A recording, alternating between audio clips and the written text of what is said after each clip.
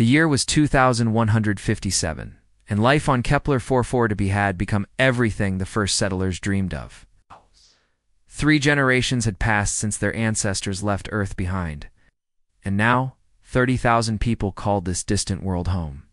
They had built cities that gleamed under twin suns, farms that fed everyone, and a society where old Earth problems like war and hunger seemed like ancient nightmares. But something was terribly wrong back home. Chief Navigator Chen sat in the control room, staring at the same empty screen she had watched for 47 years. The silence from Earth was deafening. When the colony ships first left in 2089, Earth was buzzing with radio signals, television broadcasts, and internet chatter. The colonists could tune in and listen to music, news, even their favorite shows from billions of miles away. Then, one day in 2110, everything stopped. The last message was barely understandable through the static. Chen still remembered every word. This is Houston Control. Environmental systems failing globally. Massive crop failures. Governments are. If anyone receives this, it's maybe our final. ... After that, nothing. Complete radio silence from the planet that gave birth to humanity. At first, people thought it was just a technical problem. Maybe Earth's communication systems needed repair. Maybe they were too busy dealing with their environmental crisis to broadcast.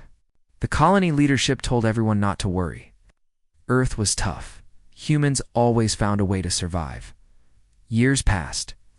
Then decades. Still nothing. Chen brought her concerns to the Colonial Council, a group of 12 elected leaders who made the big decisions for their world. The council chamber was a simple round room with large windows showing the alien landscape outside. Red mountains stretched to the horizon under a sky that was just slightly more purple than Earth's blue. We need to know what happened, Chen told the council. It's been 47 years since we heard anything from home. That's not normal. Something major happened, and we're flying blind out here. Dr. Singh, the colony's top scientist, supported Chen's concerns.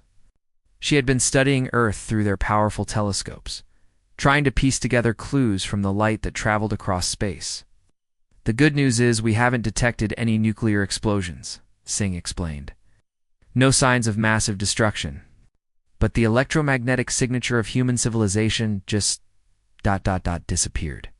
Some council members wanted to ignore the problem. Administrator Rodriguez argued they had their own world to worry about. We came here to build a new life, he said. Earth's problems aren't our problems anymore. We're doing fine without them. Security Chief Volkov disagreed. What if something is coming this way? What if Earth fell to some external threat? We need to know what we might be facing. The debate went on for weeks. Every day, colonists would gather in the town squares too, discuss what they thought happened to Earth. Some believed humanity had destroyed itself through war or environmental collapse. Others thought maybe Earth had simply moved beyond radio technology, developing something more advanced. Dr. Singh finally provided the information that changed everything. Her latest analysis of Earth's atmosphere showed something remarkable. The planet's atmospheric composition has stabilized, she announced to the council. Whatever crisis they faced, it appears to be over. The air is clean again. Cleaner than it was when we left. This news sparked intense debate. Earth had recovered from its environmental problems. Why was it still silent? If humans had survived, what were they doing? Young Councilwoman Park raised an important question. What if they need help? What if they're rebuilding and could use our technology and knowledge? We've learned so much here. The colony had indeed learned valuable lessons during their decades on Kepler-44b. They had developed new farming techniques, better recycling systems, and ways to live in harmony with their environment.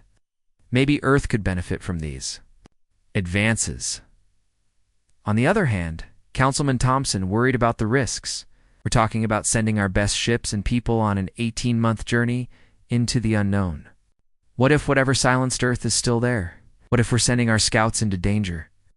The colony's population was split. Some families had relatives they left behind on Earth and desperately wanted news. Others had been born on Kepler-44b and saw Earth as ancient history. The younger generation especially questioned why they should risk their future for a planet they had never seen. Chen proposed a compromise. It's a small scout fleet that could assess the situation and report back regularly. We don't send a massive expedition, she explained. Just 3 ships with our best crew. They go to Earth, figure out what happened, and tell us whether it's safe to make contact. The technology existed to make this work. The colony had developed quantum communication devices that could send messages instantly across space, defying the normal limits of physics. The scout fleet could check in every few days, keeping the colony informed of their progress. Dr. Singh had been working on improvements to their spacecraft, making them faster and more efficient. The journey that took the original colonists 30 years could now be completed in just 18 months. The ships would carry enough supplies for a 3-year mission, giving the scouts plenty of time to investigate and return. After 6 weeks of heated debate, the Colonial Council voted. 7 members supported the mission, 4 opposed it, and 1 abstained. The margin was narrow, but the decision was made. They would send scouts to Earth. Choosing the crew was the next challenge. The mission required experts in multiple fields: pilots, scientists, engineers, and communication specialists. But these were also some of the colony's most valuable people. Losing them would hurt the community significantly. Commander Kim stepped forward to volunteer. She was a veteran explorer who had led the successful mission to survey the nearby Tau Ceti system. Her experience with long-distance space travel and first contact situations made her the obvious choice to lead the expedition. "I've been thinking about Earth my whole life," Kim told the council. "My grandparents used to tell me stories about blue skies and oceans that stretched beyond the horizon. Whatever we find there, good or bad, we need to know. And if humans are in trouble, we have a duty to help." The 3 ships chosen for the mission were the best in the colony's fleet. The Horizon's Edge would serve as the command vessel, carrying Kim and the primary scientific team. New Dawn housed the engineering specialists and backup communication equipment. Perseverance carried the medical team and extra supplies. Each ship would have a crew of 8, carefully selected for their skills and ability to work together in stressful situations. The mission planners spent months running simulations, preparing for every scenario they could imagine. As the departure date approached, the entire colony buzzed with excitement and anxiety. Some people threw farewell parties for the scouts. Others organized prayer vigils, hoping their friends would return safely. Children drew pictures of Earth based on old photographs, imagining what the scouts might find. The night before launch, Commander Kim made a recording for the colony archives. She stood on the observation deck of Horizon's Edge, looking out at the alien stars that had become familiar over the decades. "Tomorrow we begin a journey that will answer questions our people have carried for nearly half a century," she said. "We go not as conquerors or colonizers, but as children returning to check on their family. Whatever happened to Earth, whatever we discover there, we will bring the truth back to you. The people of Kepler 4 to be deserve to know the fate of their homeworld." The launch took place at dawn, as both suns rose over the mountains. Thousands of colonists gathered to watch the 3 ships lift off, their engines creating brilliant trails of light against the purple sky. As the ships disappeared into space, beginning their long journey across the galaxy, the crowd stood in silence. They had no way of knowing that they would never see their scouts again. The first few months of the journey felt almost routine. Commander Kim had expected the crew to struggle with homesickness and cabin fever, but everyone seemed excited about their mission. The 3 ships traveled together like a small convoy, staying close enough to help each other if problems arose. Every week, Kim sent detailed reports back to Kepler 4 to be through the quantum communicator. The device was about the size of a briefcase and hummed quietly in the corner of her command room. It still amazed her that messages could travel instantly across billions of miles, arriving home before the light from their engines even started the journey. "Week 12, all systems normal," she reported. "The crew is adapting well to the long journey. Dr. Patel has been keeping everyone entertained with stories about Earth's ancient history. Engineer Johnson fixed a minor problem with the recycling system on New Dawn. Morale remains high. The ships had been designed for comfort during long voyages. Each crew member had a small private cabin, with a window showing the stars. The common areas included exercise rooms, libraries, and workshops where people could pursue hobbies. The food wasn't gourmet, but it was fresh. It's grown in hydroponic gardens that doubled as air purifiers. During the quiet months, the crew often gathered to share meals and talk about what they might find on Earth. Some hoped to discover that humanity had simply evolved beyond the need for radio communication. Maybe they had developed telepathy or some other advanced form of connection. Others worried they might find a world recovering from disaster. With small groups of survivors trying to rebuild civilization, the scouts had brought medical supplies, seeds, and technical knowledge that could help Earth get back on its feet. But as they traveled deeper into space, further from the familiar stars of home, everyone began to feel the weight of their mission. They were venturing into the unknown, carrying the hopes and fears of 30,000 colonists. The first sign that something unusual awaited them came when they reached the outer edge of the solar system. Dr. Liu, the fleet's physicist aboard, New Dawn, was monitoring their sensors when he noticed something strange. "Commander," he called over the communication link between ships. "You need to see this. The asteroid belt, it's been changed." Kim hurried to her ship's observation deck and activated the long-range telescopes. What she saw made her catch her breath. The asteroid belt, which should have been a loose collection of space rocks orbiting between Mars and Jupiter, showed clear signs of massive mining operations. Huge chunks of asteroids had been carved away with surgical precision.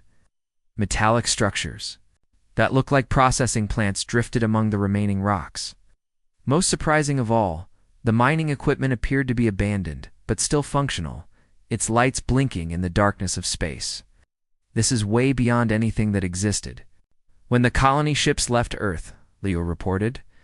The scale of this operation would require thousands of workers and technology we've never seen before. The mystery deepened as they traveled further into the solar system. Near Jupiter's orbit, they discovered something that shouldn't exist. A massive space station, bigger than any structure humans had ever built. It was shaped like a wheel, slowly spinning to create artificial gravity, with docking bays that could accommodate dozens of ships, but like the mining equipment, the station appeared to be completely deserted. "I'm reading power signatures," reported Chief Engineer Martinez from Perseverance. "The station is still running, but there are no life signs aboard. It's like everyone just ... left." The crew spent hours analyzing the station from a safe distance. The design was definitely human, but it incorporated technologies that seemed decades ahead of anything the colonists knew about. The hull was made from materials that absorbed radiation, protecting anyone inside from the harsh environment of space. The energy systems appeared to run on fusion reactors so efficient they produced almost no waste. "How did they build this?" wondered Dr. Chen, the fleet's chief engineer.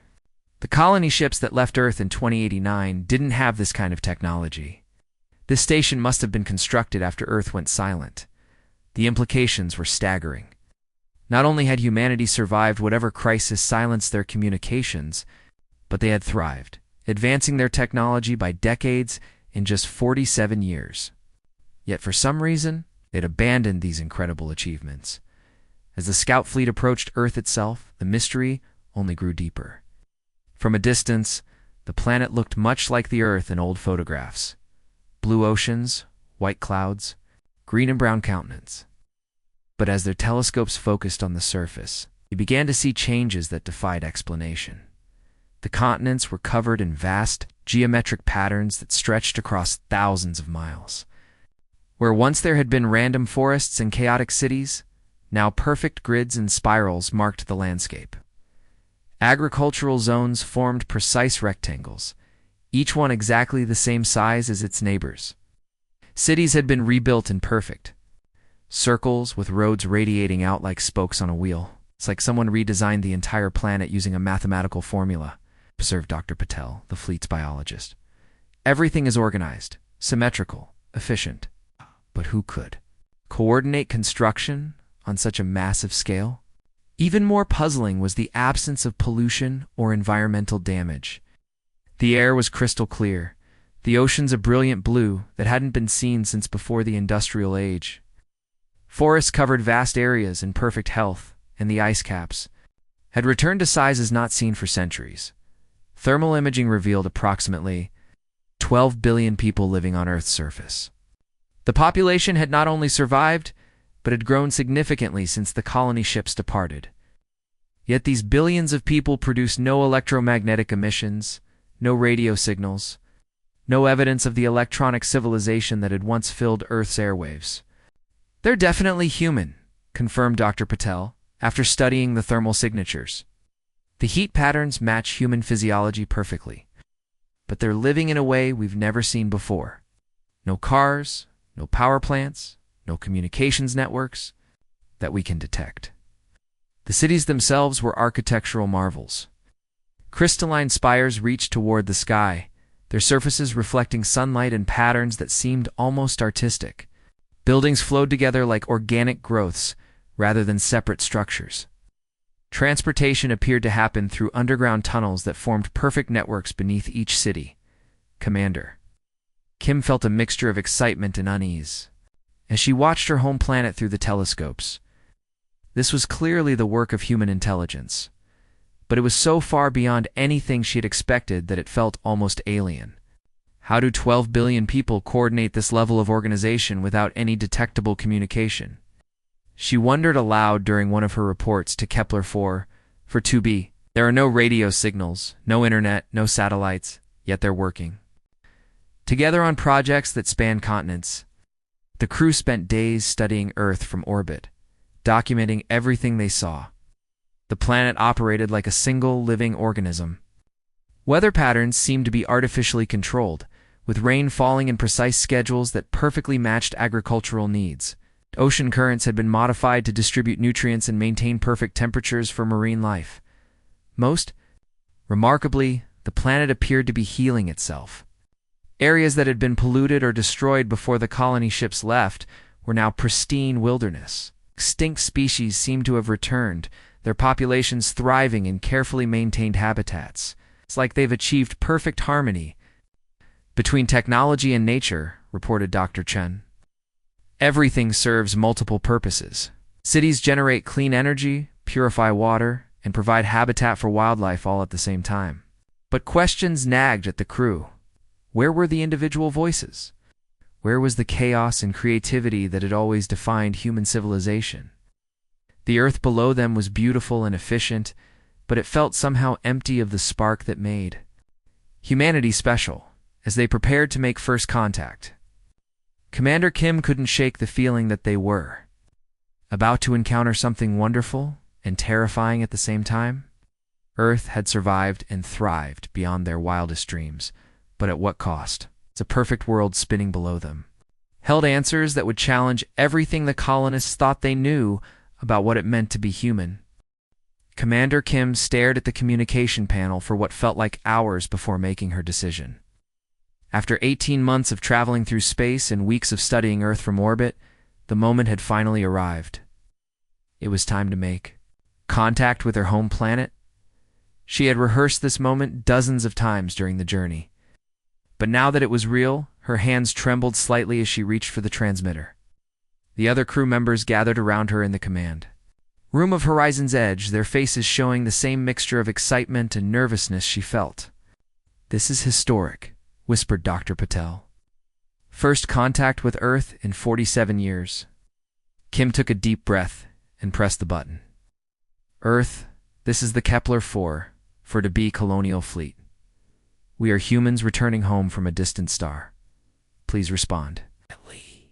Message went out on multiple frequencies, broadcast toward the beautiful but mysterious planet below. They waited. Seconds turned into minutes. The silence stretched on until some crew members began to shift uncomfortably. Then something impossible happened. The response didn't come through their radio equipment. It didn't arrive through any of their communication systems. Instead, a calm, pleasant voice spoke directly inside their minds, as clear as if someone was standing next to them in the room. "Welcome home, distant children. We have been waiting for you. Come down to us." The crew members looked at each other in shock. Dr. Liu, their physicist, immediately began checking all their equipment for malfunctions. "That's not possible," he muttered. running his hands over the control panels. Nice. Nothing can transmit directly into human brains. Our quantum communicator isn't even designed to receive signals, but they had all heard it. The voice was warm and inviting, speaking with perfect pronunciation in the English they remembered from old Earth recordings. Yet something about it felt strange, as if it was coming from many people speaking in perfect unison. Commander Kim tried again. "How are you communicating with us? We don't understand your technology." The response came immediately, still speaking.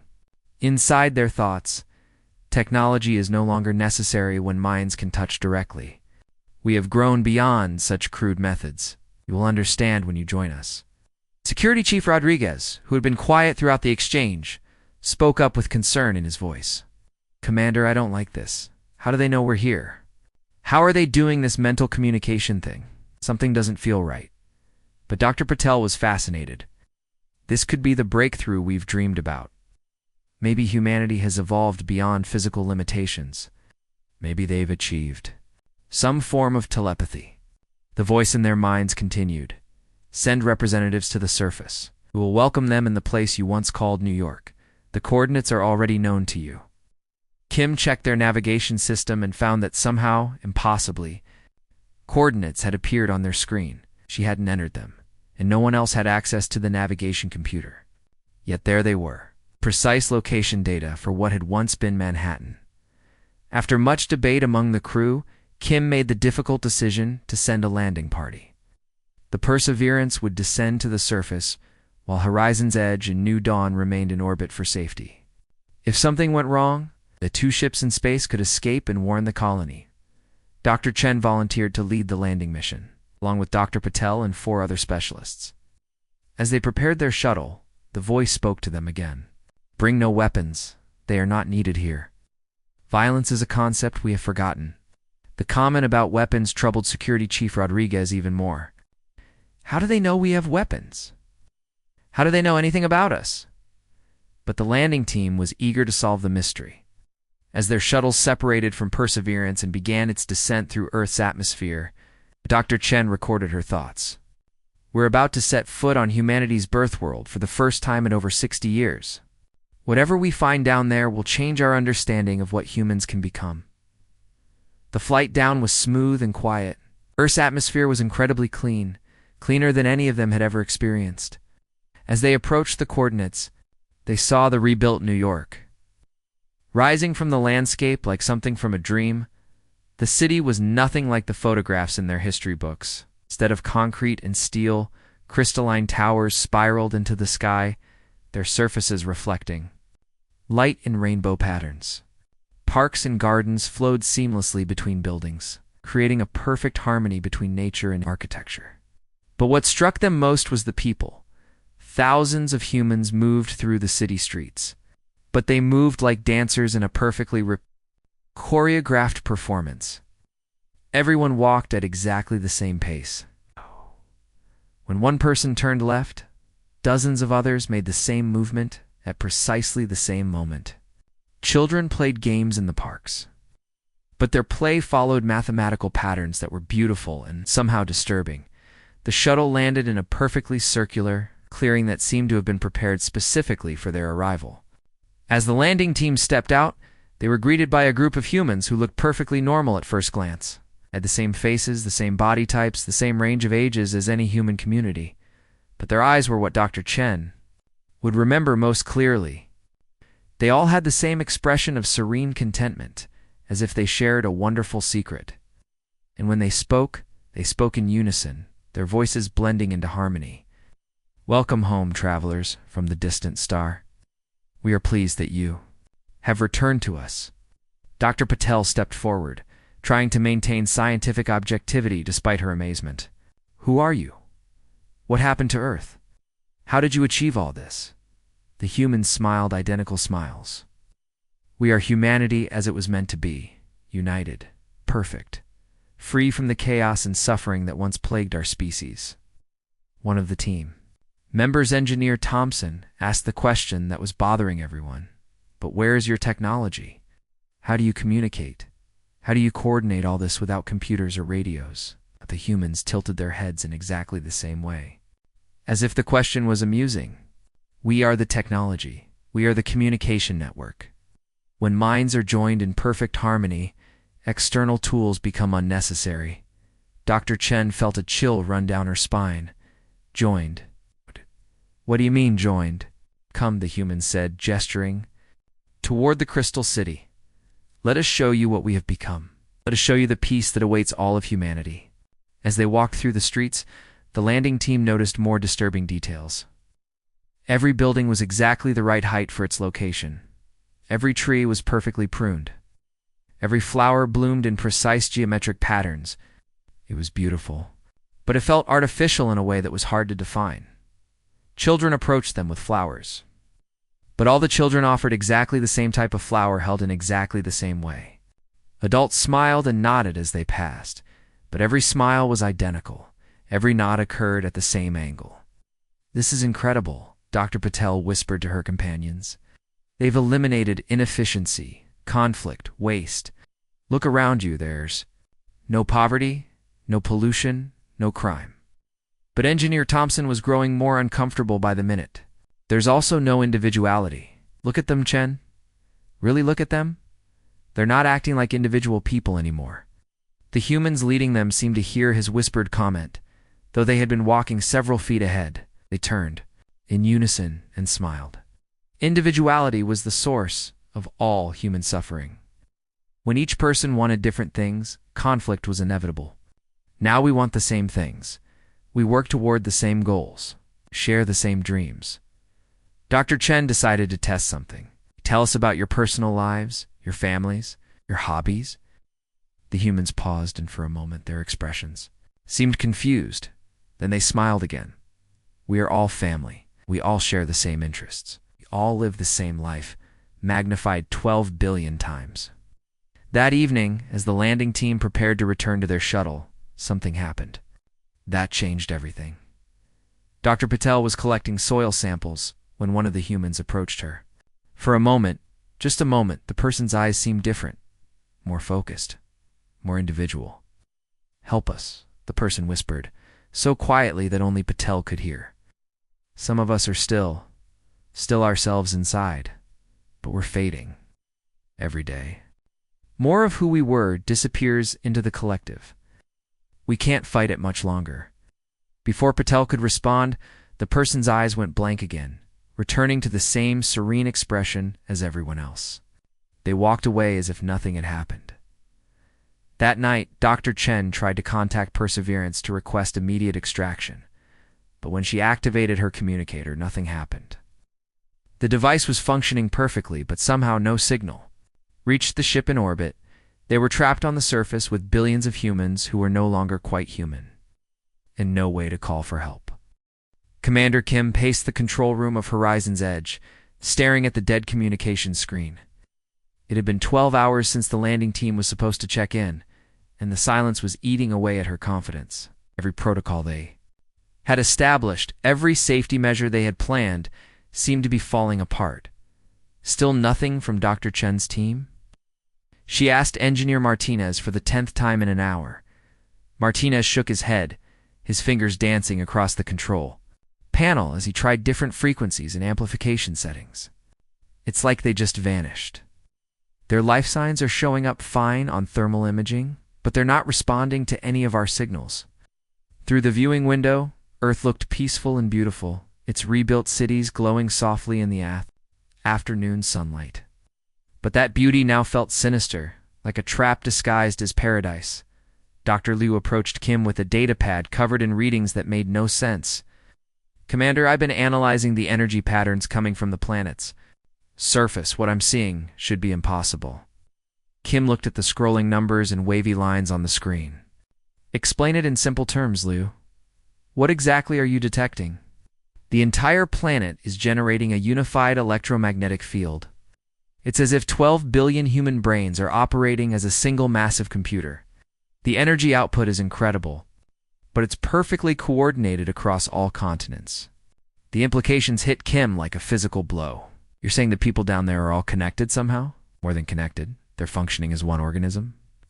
Individual thought patterns have been replaced by a collective signal that encompasses the entire population. Kim felt sick to her stomach. The beautiful, perfect world below them wasn't a paradise. It was a prison where humanity had traded its soul for efficiency. As if responding to her thoughts, the familiar voice spoke inside their minds again, but this time it felt stronger, more insistent. Your friends are safe and happy with us. They're learning what it means to be truly human. Would you like to join them? Security Chief Rodriguez immediately began checking their ship's defenses, even though they had no idea what they might be defending against. Commander, I recommend we pull back to a safer distance. Whatever's happening down there, it's affecting our people. But before Kim could give the order to retreat, something extraordinary happened. Images began flooding into their minds. Not words this time, but actual visual memories that felt as real as their own experiences. They saw Earth as it had been in the years after the colony. Ships departed. Climate change had indeed brought civilization to the brink of collapse. Massive storms ravaged the coastlines. Droughts turned fertile farmland into desert. Wars broke out as nations competed for dwindling resources, but then something had intervened. The images showed the gradual emergence of individuals who seemed immune to the chaos around them. These people moved with purpose and certainty, organizing rescue efforts, sharing resources, bringing calm to panicked crowds. First, they appeared to be natural leaders emerging during a crisis. But as the visions continued, the scouts realized these individuals were something more. They could communicate without speaking, coordinate across vast distances without technology, and somehow influence others to feel the same sense of peace and purpose they possessed. It started small, the voice explained as the images played in their minds. A few hundred people who found they could share thoughts and emotions. They discovered that when minds joined together, individual fears and desires disappeared, replaced by perfect understanding and cooperation. The visions showed these connected individuals spreading across the globe. It's not through force or coercion, but through the simple appeal of the peace they offered. People tired of war, hungry for security, desperate for belonging, chose to join. The growing collective consciousness, within 20 years, most of humanity had chosen unity over chaos. The planet began to heal as billions of minds worked toward common goals. Pollution stopped because everyone understood the damage it caused. Wars ended because everyone shared the same objectives. Hunger disappeared because resources were distributed perfectly. Commander Kim tried to resist the images, but they were overwhelming in their beauty and logic. She saw cities rebuilt without the waste and inefficiency of individual ambition. She saw forests returning to life as humans learned to live in harmony with nature. She saw children growing up without fear, violence, or want. But Dr. Liu, a scientific mind still functioning despite the mental intrusion, asked the crucial question that cut through the beauty of the visions. What happened to individual creativity? To personal dreams, to the spark that makes each person unique. The pause that followed felt heavy with sadness. Individual desires were the source of all conflict. Personal dreams led to competition and inequality. The spark you speak of created beautiful art and music, yes, but it also created hatred, greed, and suffering. We made a choice to preserve humanity by transforming it. Dr. Rodriguez, fighting against the peaceful feelings the visions inspired, forced himself to focus on the tactical situation. Commander, our crew is starting to show signs of influence. Some of them are saying they want to go down to the surface. Kim looked around the control room and saw it was true. Several crew members had that same serene expression she had noticed. On the humans in the city below, they were staring at the planet with longing in their eyes. Engineer Martinez spoke up, his voice dreamy and distant. They're offering us something incredible. Perfect peace. No more loneliness. No more uncertainty. We could become part of something greater than ourselves. Martinez, snap out of it. Rodriguez shook his colleague's shoulder. Remember why we came here? Remember the people counting on us back home. But Martinez just smiled. The people back home are missing pieces of the puzzle. They're living incomplete lives, struggling with problems that don't need to exist. We could bring them the gift of unity. Kim realized with growing horror that the collective consciousness wasn't just communicating with them, it was slowly absorbing them. just as it had absorbed the landing team. The longer they stayed in orbit, the stronger its influence became. She made a desperate decision and activated the quantum communicator to send one final message to Kepler 4 for 2B. Her hand shook as she struggled to maintain her own thoughts against the peaceful pressure filling her mind. Colony leadership, this is Commander Kim. Earth has survived, but humanity as we knew it no longer exists. The population has merged into a collective consciousness that eliminates individual thought. They're trying to absorb us too. Nice. Some of our crew already want to join them. She paused, fighting to stay focused as beautiful visions of unity and peace tried to wash away her concerns. The collective isn't hostile in the traditional sense. They genuinely believe they're offering salvation, perfect harmony, the end of all conflict and suffering. But the price is everything that makes us individuals, everything that makes us human. Around her, more crew members were staring at Earth with that same peaceful expression. Dr. Liu was the only one still fighting the influence, his scientific curiosity keeping his mind active.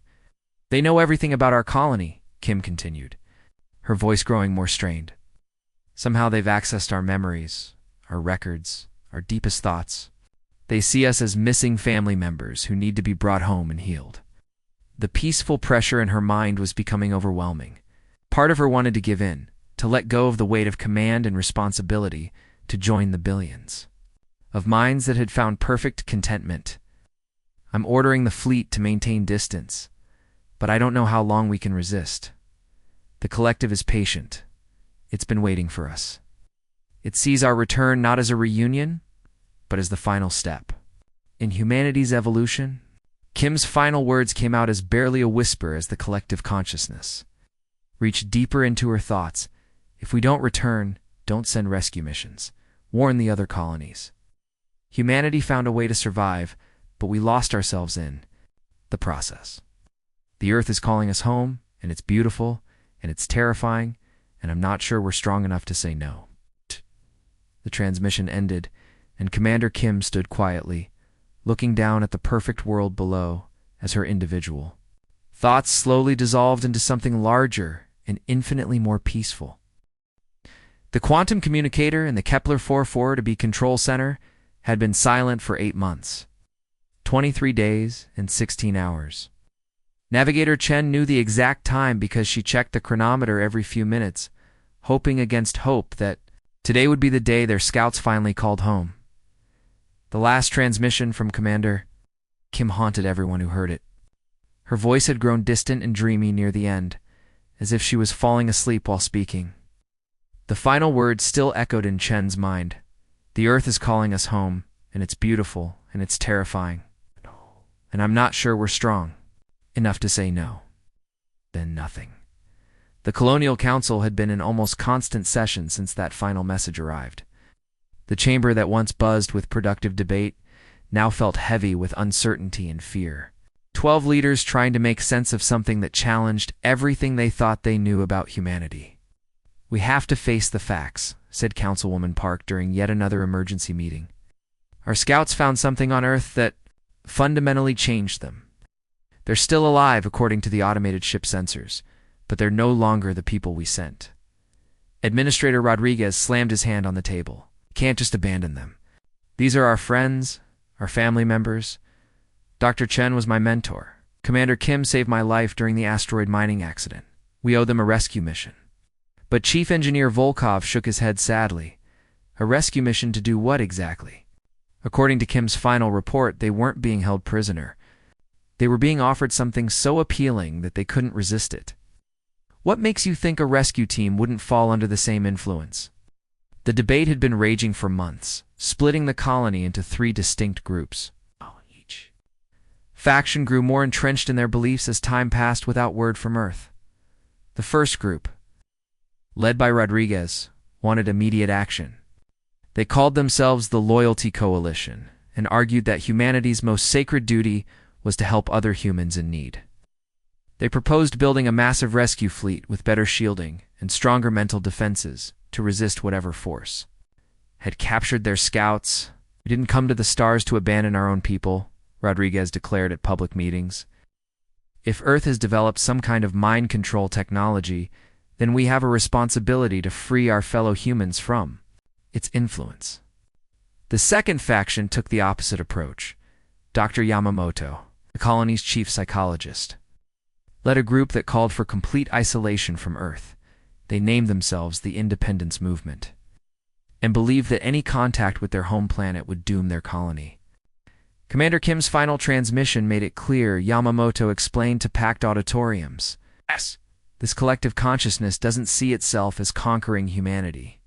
It sees itself as completing humanity. To them were the missing pieces that need to be brought home and healed.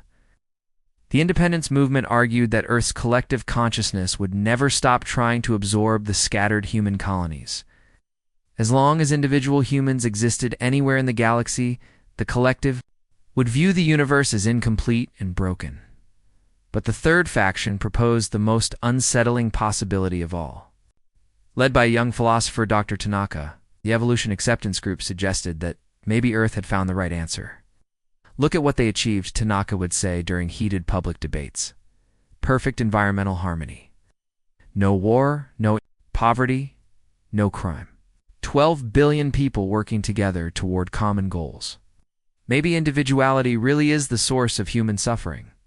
This group pointed to the colony's own problems as evidence. Even with only 30,000 people, they still struggled with disagreements, resource allocation disputes, and personality conflicts. Crime was rare, but not unknown. Some people felt lonely or unfulfilled despite living in a close-knit community. What if the scouts didn't fail their mission? Tanaka asked during one particularly intense council session. What if they succeeded beyond our wildest dreams? What if they found the next step in human evolution and took it? The evolution acceptance group argued for voluntary contact with Earth, not a rescue mission, but a careful investigation into whether the collective consciousness might offer something valuable to humanity's future. These philosophical debates weren't just academic exercises. They had real consequences for it. The colony's daily life, families split apart as parents and children chose different sides. Workplaces became tense as colleagues found themselves fundamentally disagreeing about the nature of humanity itself. Some colonists started experiencing what Dr. Yamamoto called contact dreams. They reported vivid nightmares where they could hear voices calling them home to Earth. The voices were gentle and loving, promising peace and belonging, but they left people feeling unsettled and confused upon waking. It's like something is reaching across space, trying to touch our minds, reported Miller, a hydroponics engineer who had been having the dreams for weeks. I wake up feeling like I'm missing something important, like there's a part of me that wants to answer the call. Dr. Yamamoto studied these cases carefully and discovered a disturbing pattern. People who had been close to the scouts were more likely to experience the dreams. Family members, friends, and colleagues of the mission crew reported the most vivid experiences. It's as if the collective consciousness learned about us through the scouts' memories, Yamamoto explained to the council. Now it's using that knowledge to establish a connection across space. The technical staff confirmed that the quantum communicator was still receiving faint signals from Earth's direction.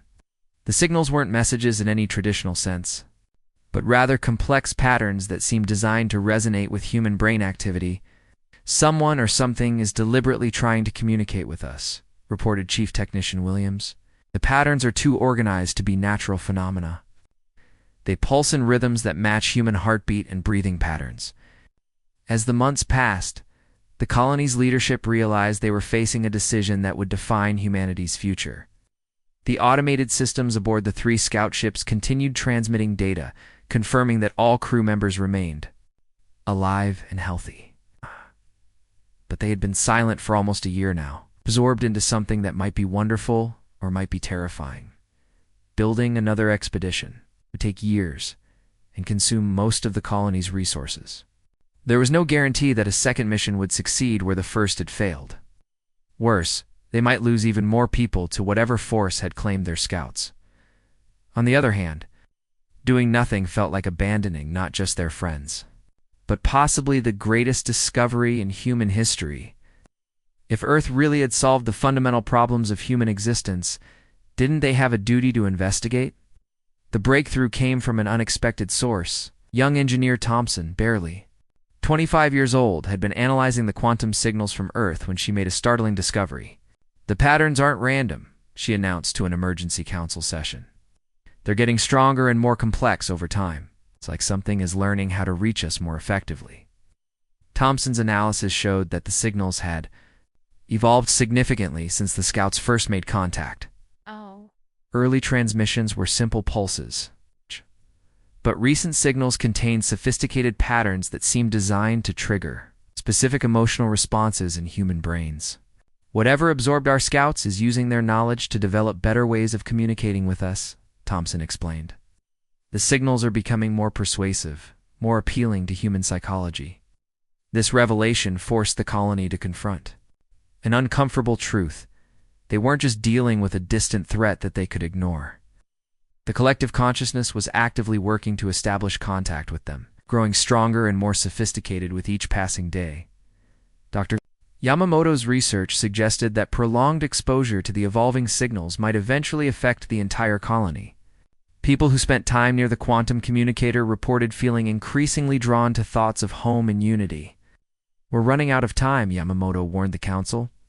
"Every day the signals become more effective at influencing human minds. Eventually, we may reach a point where resistance becomes impossible." The colony found itself trapped between impossible choices. They could try to rescue their scouts and risk losing more people to the collective consciousness. They could attempt to shield themselves from the signals and live in isolation, never knowing if they had missed humanity's greatest opportunity. Or they could embrace the contact and potentially sacrifice their individual identities for the promise of perfect unity. As Navigator Chen stood in the control room, watching the latest quantum signals pulse across her screens, she realized that the scouts' mission had succeeded in ways no one had anticipated. They had answered the question of what happened to Earth, but that answer raised even more troubling questions about what it means to be human. The silence from their friends wasn't really silence at all. It was the sound of humanity transforming into something new, something that might be better, or might be the end of everything that made them who they were. And somewhere across the vast darkness of space, that transformation was calling out to them, patient and persistent, waiting for them to make